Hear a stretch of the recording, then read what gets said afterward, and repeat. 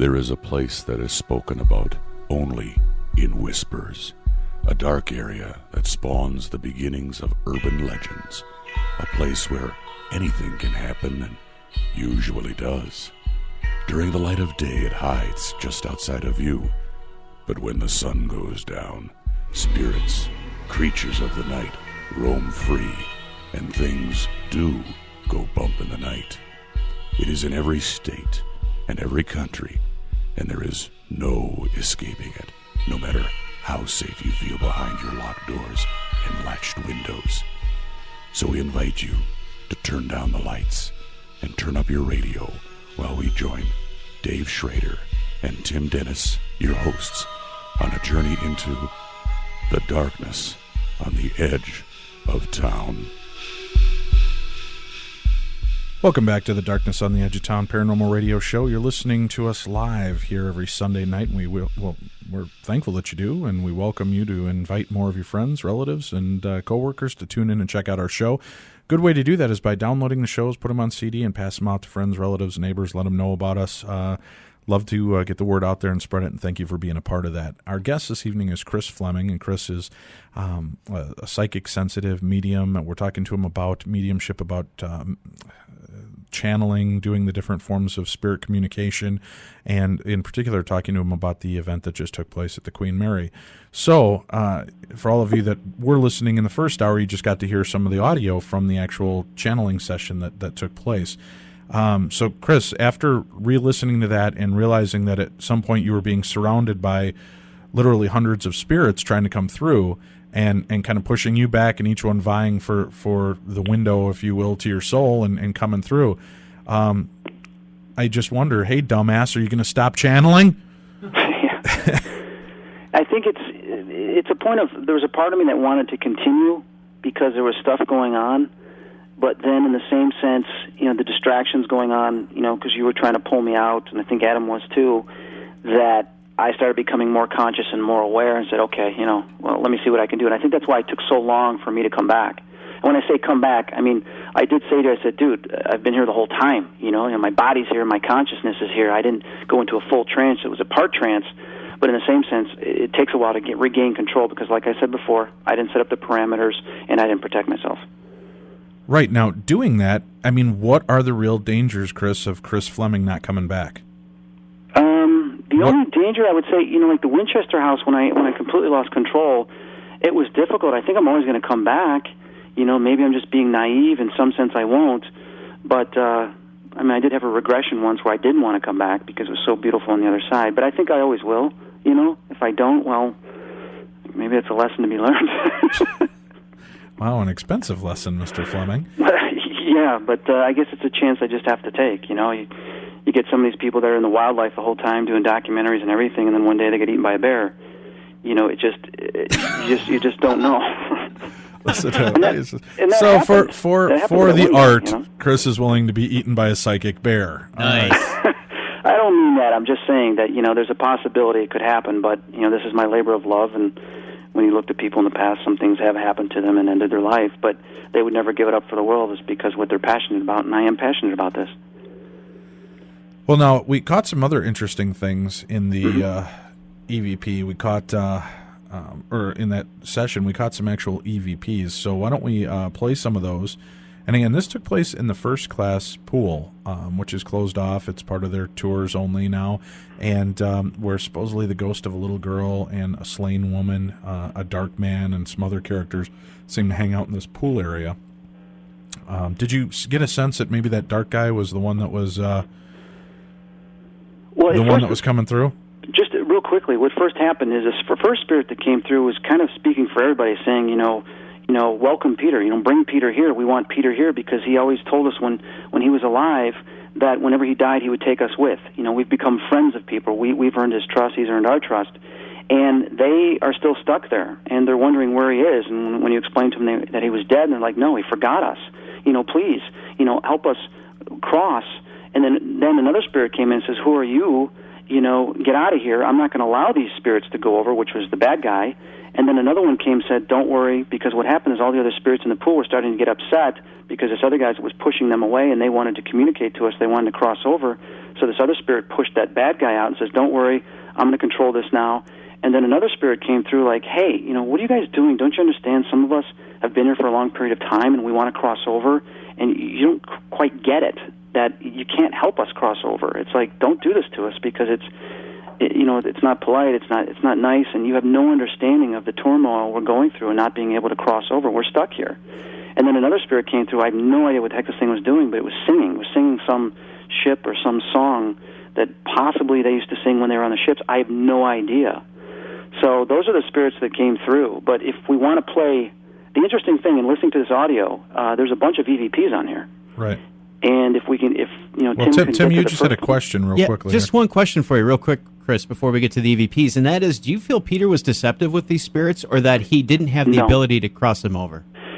This is my theory, and none of us have no way of knowing for sure unless Peter was there talking to us. And you got to understand that.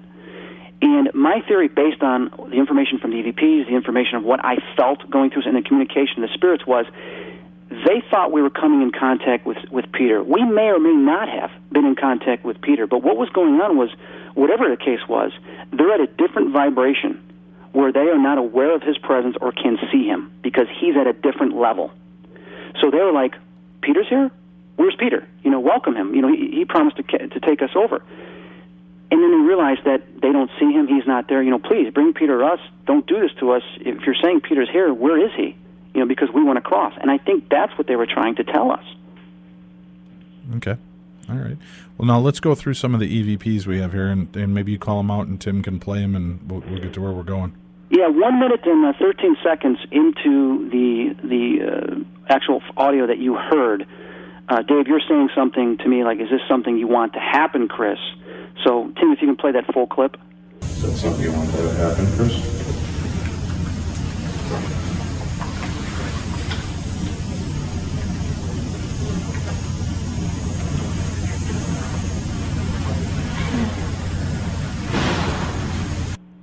Now, if you listen, at the end, you hear this like little breath of this girl's voice, and then you hear the bang. Can you play that EVP? There's a little girl's voice we got, and what I believe it's saying is heaven. Play it one more time. Yeah. Yeah. And what's interesting is, Dave, you're saying, is this something you want to happen, Chris? At that point, I'm starting to feel all of them gather around as if they want to come through. And it's ironic because the Spirit starts to say, Peter was going to cross us over, and this little girl's saying heaven, like she wants to go to heaven, which I believe. So that was pretty interesting. There were two B- and C-grade EVPs in there. One of them said B, Chris, and we speak, but we can't make them out over the air. Okay. All right. What else do we have lined up here, Tim?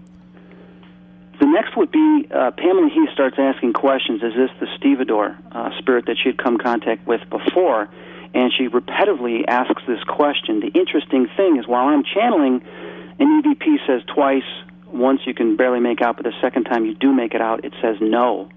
So if you can play the full clip, and then we'll play the EVP, Tim. Is this the stevedore? I will not allow it. Is this the stevedore?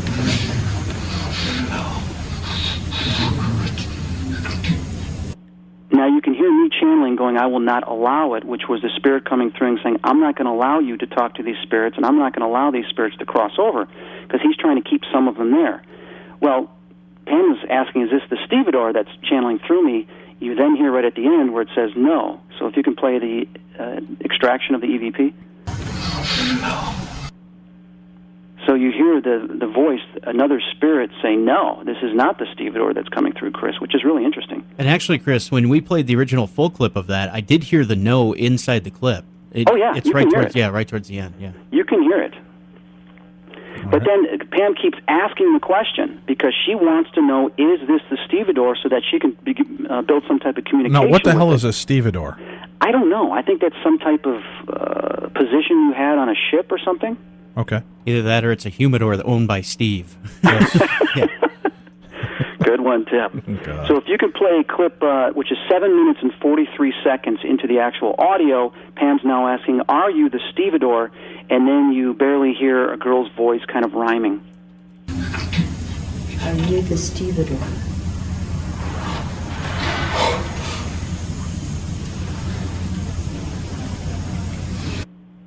Now, if you could play the actual EVP itself, the girl's voice rhyming, you can hear it with a little bit of the disturbance. Can you play it again?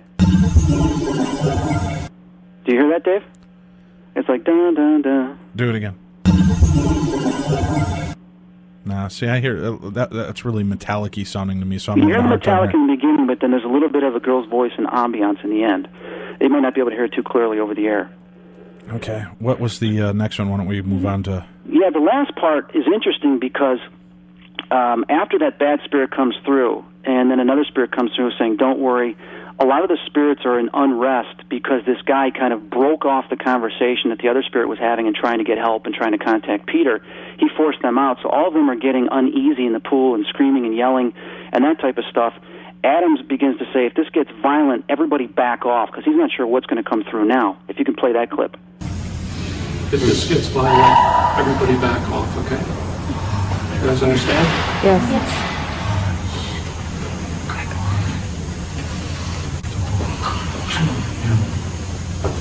Who do you want to talk to?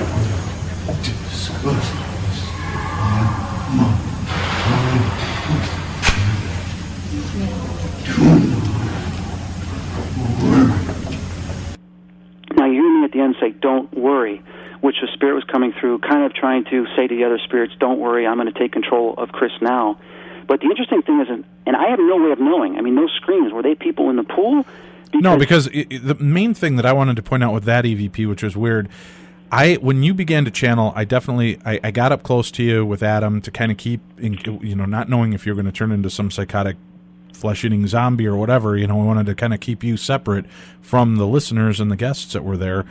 So we created a little buffer zone around you, and I was trying to be very cognizant of all the people around me. As at one point, our friend Stephanie began to cry, and she was really bothered by it, so I walked her out. And I kept a close eye out. I know had I heard the scream, I would have said, what was that? Or who was that? And I was right there by the recorder. Mm-hmm. So I would have made a comment wanting to make sure that we could make it okay and straighten things out. And you can hear screams twice, which are basically females, and you hear these bangs and everything metallic, which is very similar to EVPs, is they're getting basically teed off. They're getting mad at this one spirit that came through, that this is important for them to communicate that some of them do need help. So, Tim, if you can play that first scream, and note, you do hear muffling in the background of Adam saying, if this gets violent, everybody back off. In Adobe Audition, I kind of just dulled that down so you could make out the EVP a little bit better, because that did occur exactly when Adam was talking. Can you play it again? So you hear the scream, and then probably about, I want to say 20 seconds later, there's another scream, if you can play that. It almost sounds animalistic, like a howling scream. And the interesting thing is you can hear those screams as clear as day on the original audio before I extracted it into Adobe Audition, and you can hear it on the exact video clip, too, which is amazing. But shortly after that, you hear me start to say, don't worry, I'm going to take control, the Spirit's speaking through me, and then you hear Neil's voice either say, please go, or go, which I don't necessarily know what that means, if it's telling us to go or if it's telling this other bad spirit to go. So if you can play that, and keep in mind at the end you'll hear me start to channel don't worry.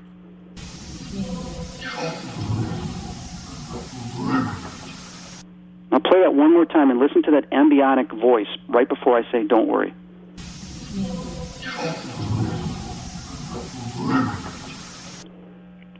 And then, Tim, if you'd be kind to play just the extraction of the please go or the go.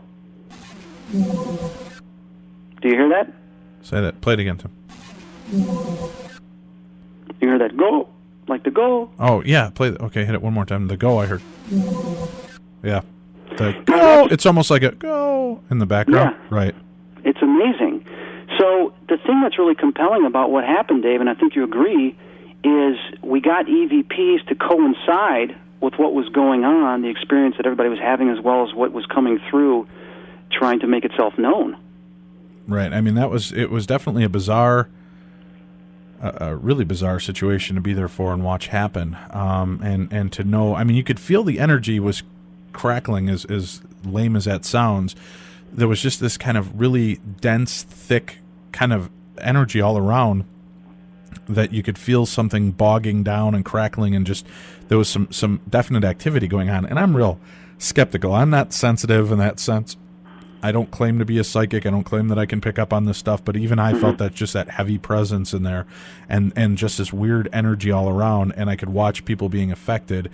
As I said, I kind of just watched Stephanie crumble next to me and just begin sobbing and being affected, and had to get her out of there, and other people were really kind of going into panicky mode, and it was just a really weird situation. Now, again, that's a good, we talk about in our talk about separating yourself from a situation where you're uncomfortable. And that's one of those moments when, it's almost like a car wreck. You kind of want to stand there and just watch because you can't believe what you're experiencing. But in some senses, it's better to just get the hell out of there and not take in the overload.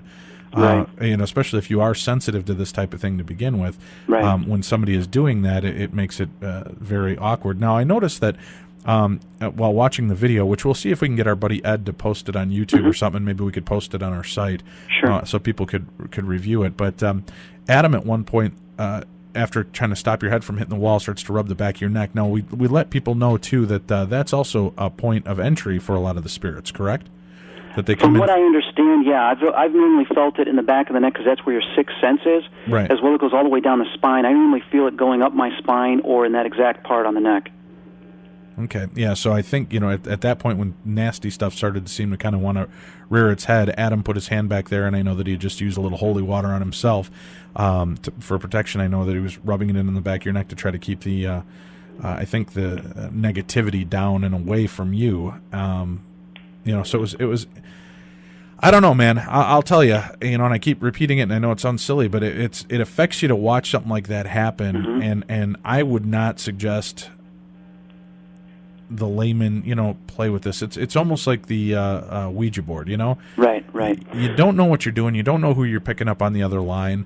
If you're not trained for this and you're not... Don't do it. Yeah, don't do it. I even run into problems doing this, and I've been doing this for a few years, and I've had experiences my whole life.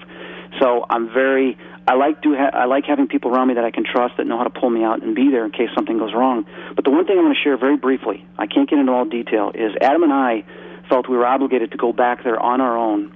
We did Wednesday morning at 3-4 in the morning, and I can't tell you everything that we did there because it was based for the spirits, and we didn't record it. I think I did audio record it for my own use, but did not videotape, and I wanted to be adamant about that. We came in contact with some of the spirits there, but the most amazing thing that we experienced was there was voices everywhere when him and I were in there, and we heard voices whispering, and then we heard a woman's voice go, "Jackie." And then the most amazing thing is security came through for 1 second, turned the lights on, and left, and the lights were on. While I was sitting on the one platform looking up towards the second level, I saw a full manifestation of a shadow person, complete solid person as if someone's completely painted in black, come out of the one wall, race across the second level towards the curtain that was in the middle, and then disappear. Now, are you sure that wasn't Tim? He does like to dress like a ninja and skulk about the ship in the middle of the night. Tim, I don't think you can move that quick. You never know. This was fast. And then as Adam and I were, contacting some enlightening beings to try to assist us in certain things we were doing, there was these black vaporous mists that were coming out of the tiles and the walls, coming into the room and then shooting up towards the ceiling, realizing, ooh, we don't want to be here. But they were very curious of what was going on. I saw this multiple times to where I'm like, oh, my God, this is the type of stuff I used to see floating around my room as a child. And some of the stuff you've seen on Ghost Hunters when they caught that vapor come out of the doorway, and you've seen that photograph in the one room with this big black vaporous mist in the room they caught on a photograph on infrared. That is what we were seeing. That was so cool to see these manifestations while just Adam and I were there. Possibly when there's a lot of people there, they just don't come out or we don't notice it because we're distracted, but we noticed it, and I wanted to share that with you. Well, very cool. Tim, how are we set? Why don't we take our break here real quickly? We're going to take our first break of the second hour. We'll be back with more and more Chris Fleming right after this. We thought El Chupacabra meant the cup of coffee in Spanish. Me llamo Eduardo Especial. ¿Cómo está el yay? What you talking about, Willis? Shows you what we know. Stay tuned. There's more to come from the darkness on the edge of town.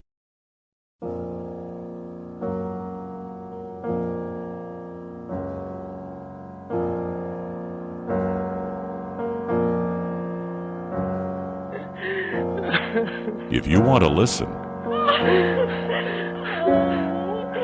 it's your funeral. Welcome back to the darkness on the edge of town.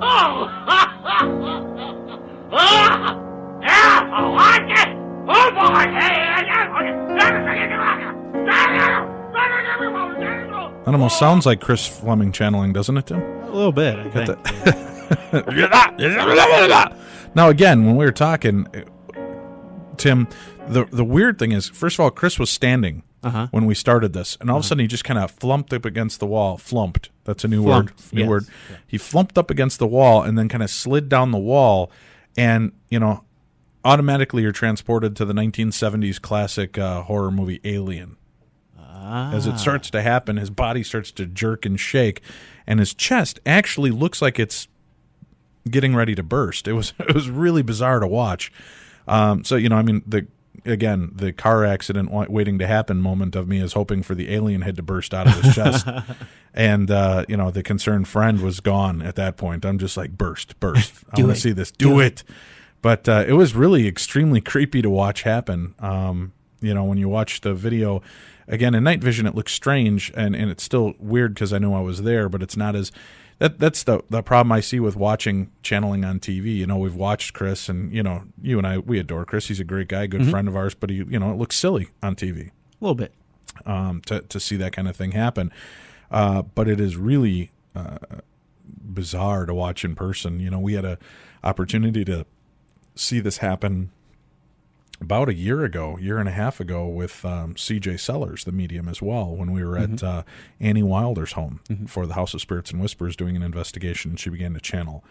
And, we all had our heads down. We were kind of closed eyes, meditative state doing this, and she started making these noises, and you hear them, and it's freaky. She's this petite little waif-like woman, and you're hearing these noises bursting out of her and these weird deals going on.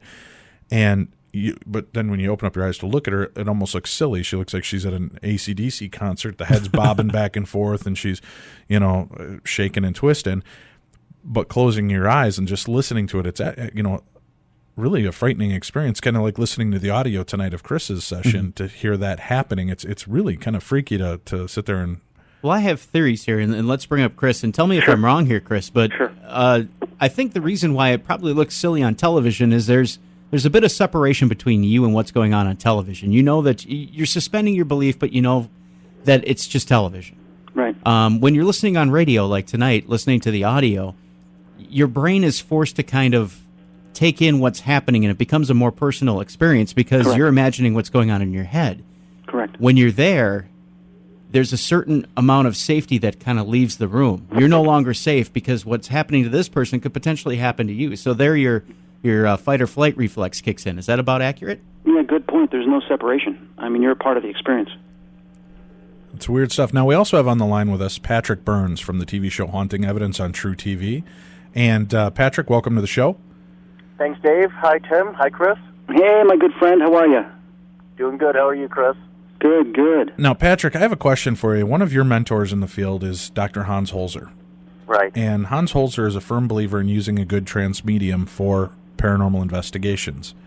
Yeah. Now, I know, when we had him on, he kind of stood his ground on the fact that he doesn't really believe in angels and demons, so that really doesn't find a fearful spot. But from what you gather from the interviews and the talks that you've had with Dr. Holzer, and where are your stances on, do you believe that somebody utilizing themselves as a conduit for spirits to come through is a good thing, a dangerous thing? Where do you come in with that?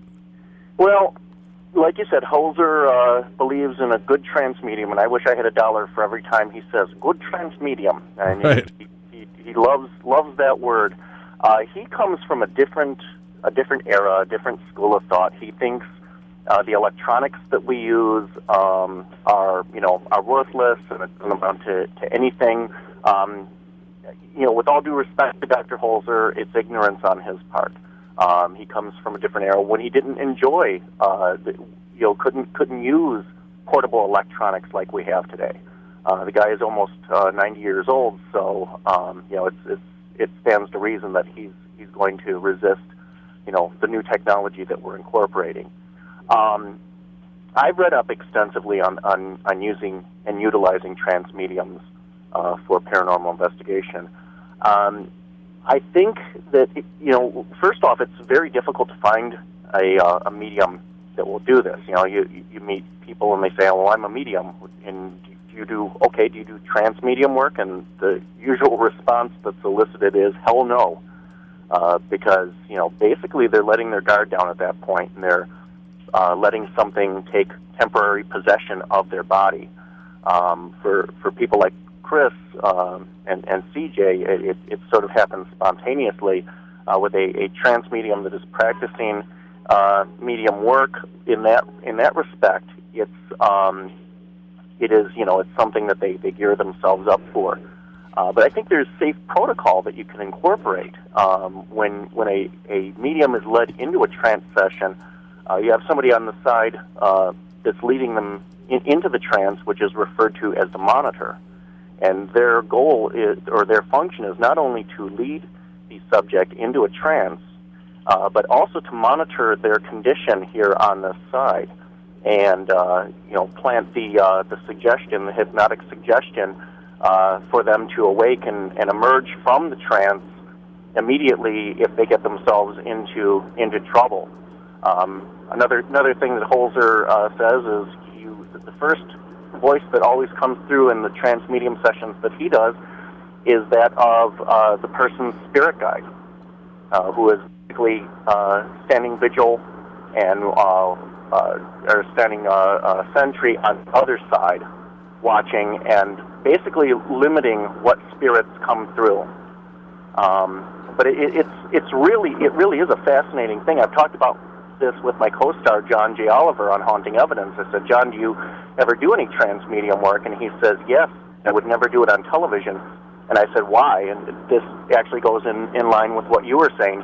His response to me was, because nobody would believe it.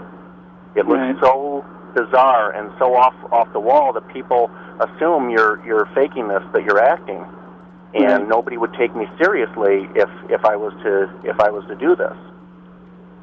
Well, Chris, with all the work that you do in the field of the paranormal, I mean, when you get into a place that's thick with paranormal activity, do they automatically start trying to plug in like a telephone operator to you to try to come through?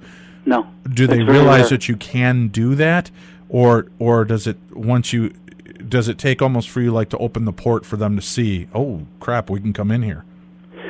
It basically depends upon what my mind is and whether I'm grounded enough. In that particular situation, like I said earlier, my mind was occupied on two things. One, it was making sure everybody was, getting to do their investigation, answering questions, and then I had a personal issue I was analyzing and thinking about and curious about in my head. So I had two things going on at one time. So I was distracted, which I think because of that distraction and them realizing that I had the capabilities of channeling and being a vessel, they took that advantage to kind of sneak behind me and start entering. Like I've said, I've had that happen on two other occasions that I can remember. One was at Winchester House, where I didn't ground myself and I got bombarded. The other time was at Thunderbird Lodge, where I thought I was picking up place memory of something that happened by this well, and George Whittell, the owner of the place that was haunting that place, came through, and I was knocked out, and it was caught on video where you show it to anybody. My eyes are completely gone. I was completely unconscious, and it spoke through me and said, what are you doing here? Why are you here? This is my home. Get out. And then it was gone. It was that quickly, it was gone. But I'm laying on the floor, and, Janice Oberdink witnessed this, and she's like, oh, my God, as soon as that happened, she goes, I saw this mist come right out of you, and she goes, and it's not cold enough, and the air's not like that for that to appear outside. She goes, I saw an anomaly come out of you. And, when that occurred, that scared me, because I realized, oh, my God, here I am tapping and think I'm getting place memory, and this thing just took over my body without my control. So it can happen, but you just don't know when. Well, now, the other thing I wanted to talk about, I mean, we're dealing with this transmediumship, and I wanted to bring both of you on because I had the one strange experience while we were doing this. I was using the K2 meter, and for people that aren't familiar, a K2 meter is just kind of another EMF style detector, right? Mm-hmm. Only it has a light. It's got a light array on it, and as you get closer to higher outputs of EMF or electrical activity, it'll light up more lights on this EMF style detector. Correct. But it can be accidentally manipulated by your thumb. As I said, I'm very skeptical. I've seen it in the hands of some people. I just don't have faith that it's always, spirit activity. I saw some nuts stuff happen at this Queen Mary event. Now, I took the 1K2 meter while you were having these experiences, and I was holding it down with a death grip. And what I thought was interesting is there's always a light. Am I correct, guys? There's always a light on it when you're holding the button. Yes, has to be. That tells you it's on. Okay, so I'm holding the button. We're asking questions, and at one point it flickers in response as things started to enter you, and then bam, all the lights went out. And I was holding the button down, and I let go, figuring, it might have powered off, and I pushed down again. I could get no lights at all. And it was just like it was dead, and then all of a sudden it went all the way back up again, and then I had the steady light. I mean, is that something that's normal? Is that a malfunction, or is that just because maybe it was being overloaded by the amount of spiritual activity that was going on? I can't say for sure. I'm not an engineer. I can only theorize that maybe they were doing something. There's a transference of energy or an absorption of energy from the device itself. I have no idea. Now, you were saying battery drain too. We experience this on many investigations. Our batteries get depleted, power depletion, as I refer to it. Batteries will go temporarily dead in a location, and it's not always a permanent condition of the batteries. A lot of times you remove yourself and the instruments from the location where you're experiencing activity, and the battery levels spring back to normal. All right. Well, that's just crazy. Now, the other activity that we had happen, which really kind of knocked my socks off, and Chris, we've always had experiences with you in the pool there with you getting Jackie to respond. Mm-hmm. And now, two things about this really kind of impressed me was Patrick was up doing the investigation the second night in the pool. Mm-hmm. And unfortunately, Patrick had eaten something, was giving him an allergic reaction, so he was given some Benadryl before the ghost hunt. and it knocked our poor little Patrick on his butt. He was a little tired, so he was pounding the Monster Energy drinks, I think, to try to get his energy level back up. So, automatically I got to kind of take PK out of the balance because he didn't have enough energy to focus, let alone to, manipulate the K2 meter. So I walk in, it's pitch black in the pool, and Patrick has got some people gathered up at the top of the stairs. Now, the entire group is all gathered up on these stairs, so I was up there to see what was going on. And, I hear it's another K2 session. I start to roll my eyes thinking, okay, who's being the star of the show now? And as I approach the top of the stairs and I see them asking questions, I'm blown away to see that they have two K2 meters set about a foot apart on the floor, independently responding independent. They weren't hooked up together. There was nobody touching them. And they would respond at the exact same time to the exact same light pattern, to the exact same intervals for the questions that were being asked. Then what got really crazy, Chris, was the fact that then Patrick would say something like, okay, can you just answer on this one? And he'd point to it, and it would answer. Yeah. And then he'd point to the other one, and it would answer. And it would jump back and forth. This was crazy activity to watch actually happen, and like I said, I've been skeptical of it because it can be manipulated in the wrong hands. And as Patrick kept joking around, he goes, "Look, Ma, no hands. Nobody was touching these damn things, and they were flickering and lighting up in response." And we actually noticed it. Now, explain it, Patrick. She was not answering. She was only answering in the negative, right? So instead of wasting too much energy with yes or no's, she only answered the questions that were no's. Exactly. This is what happened. Originally, she started answering, I always do it 2 for yes and 1 for no. And we noticed after Ellie and I had been talking with her for about an hour or so, we noticed that the power level, the lights were not illuminating as brightly or as quickly as they had been prior. And we asked her, we said, "Jack, are you getting tired?" And she indicated in the affirmative, yes. With 2 flashes on K2, and basically we said that, okay, well, if you need to draw some energy off of the people in the room, I think we're all in agreement to do that. About 2 minutes later, she flashed the lights full scale again. But very interestingly enough, is we would start asking questions, and she was only answering in the affirmative. And we asked her, are you doing this to try and conserve energy? And she answered again in the affirmative. But what was the craziest thing was for the entire span of the night, I would say cumulatively over the 4 hours we were in there investigating, we were talking with Jackie for 2.5 out of the 4 hours. Or at least something purported to be Jackie. Something like that, yeah. 2 hours cumulatively, all together. Every time it was an affirmative answer, it was always 2 blips on the meter. Always. Even when she was only answering in the affirmative, it was always two flashes on the K2. Yeah, now what was also really interesting about this to me, Chris, was the fact that, he would ask, they'd ask, do you like dollies? Beep, beep. Do you like thumbtacks? Do you like concrete? Do you like sandpaper? Do you like cookies? Beep, beep. And I mean, it was like responding to things that a kid would like, or, that would make sense, because why would it respond to any? And it was, at one point it was kind of funny. Ellie, I believe it was, or Stephanie asked, are you getting tired of Patrick talking? Beep, beep. And everybody burst out laughing. Because she was kind of interacting with everybody doing this, and it was really, interesting. With that in mind, I mean, that was one of the most powerful little communications I'd ever seen with the K2 meter. Dave, what was really the most incredible aspect of it as well is, I'm a skeptic like you, and it is somebody who has a background in electronics. I can tell you, it would not be that difficult to create or manufacture an electromagnet that you could keep concealed in a coat pocket with a little push button switch on it, where somebody could be sitting there manipulating the K2, by basically okay, Inspector Gadget. Maybe it's not that hard for you, Inspector Gadget. For the rest of the world, go, Gadget K2 meter. Right. No, actually, it's something that wouldn't be terribly difficult to do for anybody in a 6th grade science class that's ever he's got to take a stab at me about the whole 6th grade thing. Is Schrader smarter than a 6th grader? Did you guys hear when I was at the airport in Long Beach about to leave? I sat down, saw Britt, Jason and Grant, and Britt started telling me, and even Grant, that they witnessed one of the most incredible things with the K2 meters. They had 2 K2 meters with the on-off switches, and they had both of them on. They weren't holding them. They were on the floor. They were communicating with the little girl and in the pool, and they were lighting up together to the song London Bridge is Falling Down. Wow.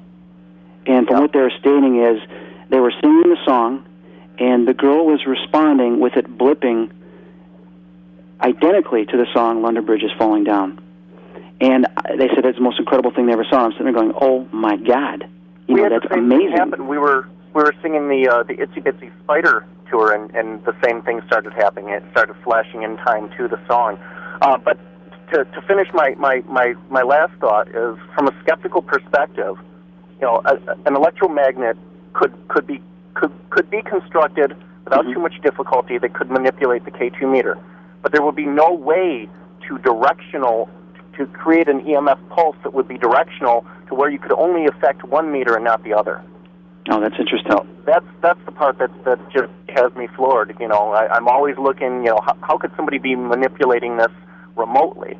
And also, I mean, you got to remember this happened for 3 out of the 4 groups that came through there. So even if somebody was manipulating this thing, that group would have gone out. We wouldn't have been getting the same activity for the other 2 groups. Well, we got to take our second break here. Stick with us. We'll be back for the last segment of tonight's show. You're listening to Darkness on the Edge of Town Paranormal Radio Show. And I do want to mention again one of our new sponsors on the show. We have Dean Haglund, the comedian actor. You know him from the X-Files and the TV show The Lone Gunman.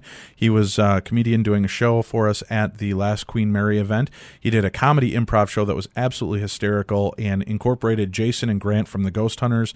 It incorporated Chris Fleming and Patrick Burns into the show. Lots of fun. fun, lots of hilarity, and it has been videotaped. It is available for you to pick up and purchase. You can go to DeanHaglund.com. Again, that's Dean, HAGLUND.com, and you can purchase the information there by the disc. There's also a great product there that he's created. He won a silver medal at an inventor's seminar for. It is called the Chill Pack, and it's fantastic. You can actually make your laptop a laptop again. This is almost like an ice pack for your computer. You throw it in the freezer, you take it out, put it underneath your laptop. It's got a special shielded condensation, everything in there, so there's no moisture that'll get on your computer. It cools down your CPU, which will make it run faster. If you notice, after you've been online and running your computer for hours, it starts to bog down and slow down. This cooling effect will actually cool down your computer. When you throw it in the freezer, you get about a 3-hour charge off of it when you put it underneath your laptop. So it's great. I don't go anywhere without mine. I would highly recommend it, picking them up. Again, you can find more information on the Chill Pack. And like I said, once you pick one up, you will be sold on it yourself. Try it. The Dave loves it. I know you're going to love it. Check it out again at DeanHaglund.com. Are UFOs real? Does Bigfoot exist? Was Emily Rose really possessed? Who is the next American Idol? She bangs! She bangs! Oh, baby, when she moves, she moves. Thank you. Thank you. We try to answer these questions and more each week on The Darkness on the Edge of Town.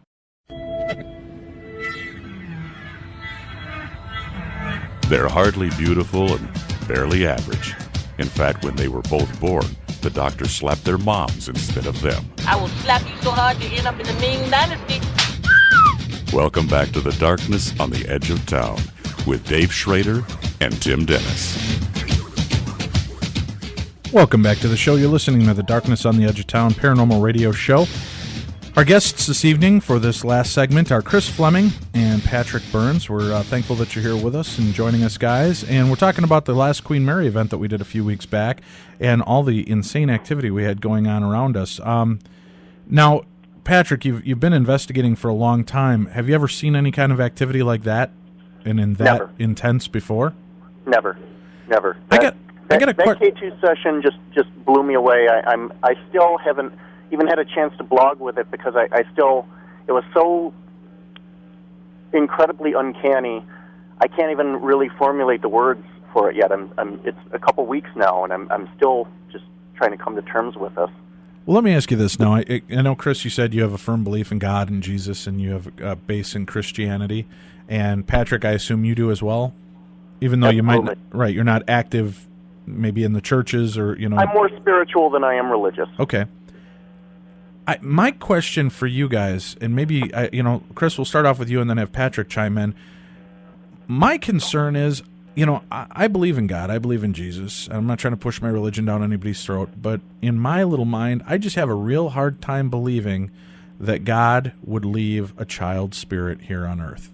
That, I understand we have free will, but I also understand that, even according to the Bible, when the rapture occurs, which is supposedly the second coming of Jesus Christ, and all of the spirits are, all the Christians are taken to heaven, everybody else is left here on earth to deal with the 7 years of trials and tribulations, the children will be saved. Bam, boom, they're done. I have a hard time with it saying that in the Bible and being brought up in that religious base, that then if a child were to die, especially a tragic way, that there wasn't an angel there to take this child back and make sure that this child has not, was not left behind here, wandering this planet alone by themselves, upset. How do you respond to that, Chris? I can't. I have no way of knowing why they are. Chris? On why ghosts are still here. But as for children, just don't know. I don't know. How about you, Patrick? What's your take on it? Well, we asked Jackie because, as you know, I'm big on trying to cross spirits into the light. Right. First night of investigation, I apparently crossed some earthbound spirits over, and we in the first group, and we had nothing for the remaining 3 groups of the night. And you warned me profusely. You said, "Don't cross until the last investigation for the second night, Patrick." That's right. I paid the ghosts to be there, man. Don't give them a coffee break early. That's right. Well, on a serious note, Dave, we asked Jackie about it, and she indicated that she was staying behind because she wanted to. I did at one point ask her if she wanted to go, and that's, I think, when she indicated, I think it was Ellie asked, do you want Patrick to shut up now? And it flashed twice. She indicated to us that she knows what she needs to do when her time comes to cross over, and that she remains behind where she is on the Queen Mary by choice. So, we have free But now will. the other interesting point, though, Patrick, was, as I was reported to from many people that were there in attendance, anytime any part of religion was brought up, she seemed to vanish from conversation with you.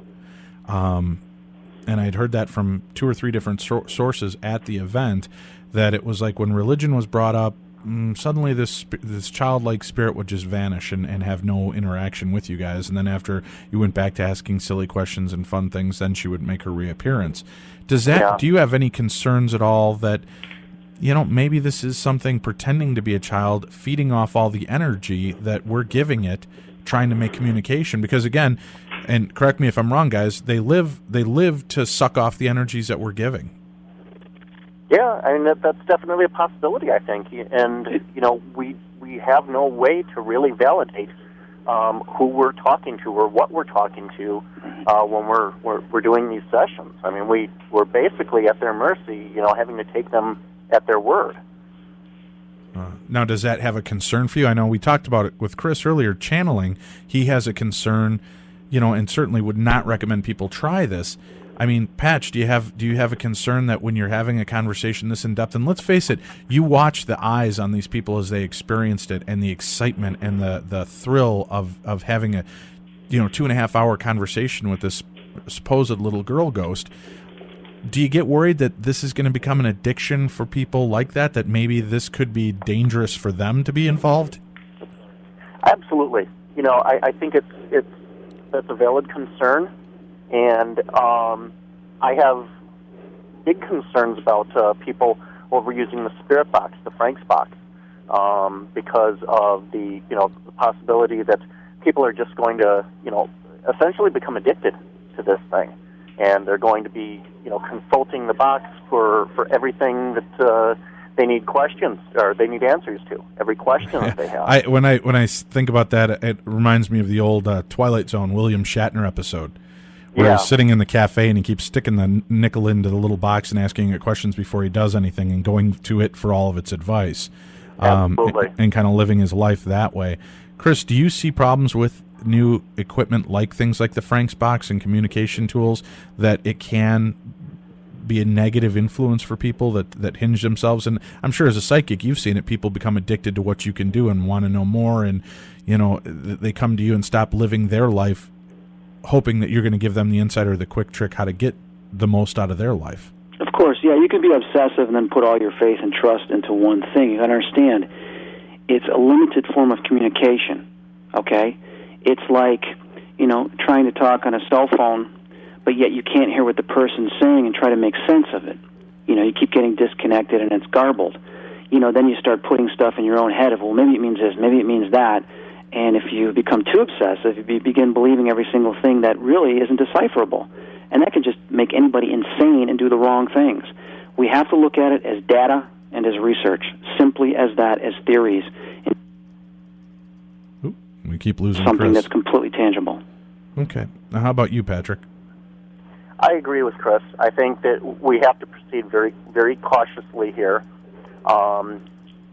I will say this, we did an investigation with ghost hounds the weekend after Queen Mary, and I was still riding the wave from the activity we got in the pool room, and there was a little part of me that believed, hey, maybe I've finally, broken through, to the spirit world. Maybe now it's going to be that much easier for me in my own investigations when I go out to elicit responses off of the K2 meter. We got nothing that night.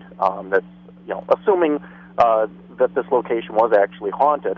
But the jury's still out on that. Am I going to get this level of activity in other locations? I doubt it, but I'm not going to rule it out either. Well, Chris, with all the energy, I mean, a lot of people have told us, we don't want to attend your events because you got 100 people ghost hunting a night. There's no way you're going to get any kind of activity with 100 people there. And we're finding the complete opposite. Like you, Patrick, you mentioned you just did an investigation with your smaller group, and you get no activity. We go into an event where we have 100 people, we break them up into smaller groups of 20 or 25 people to do an investigation, and we're getting insane activity going on. Mm-hmm. Do you think it's because of the amped-up energy of the group that will lead to them sustaining life, if you will, like a life force that they're able to plug into to give them more strength to do this?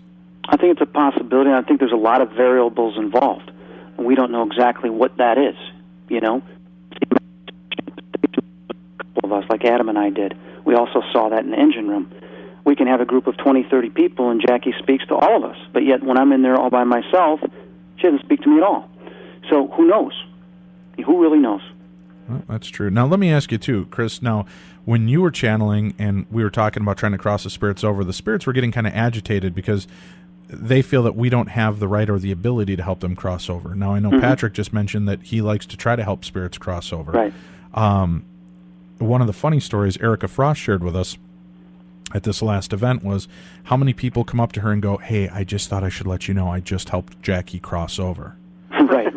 And she kind of laughed, and she said, I don't know how many times I hear that on a weekly basis, Dave.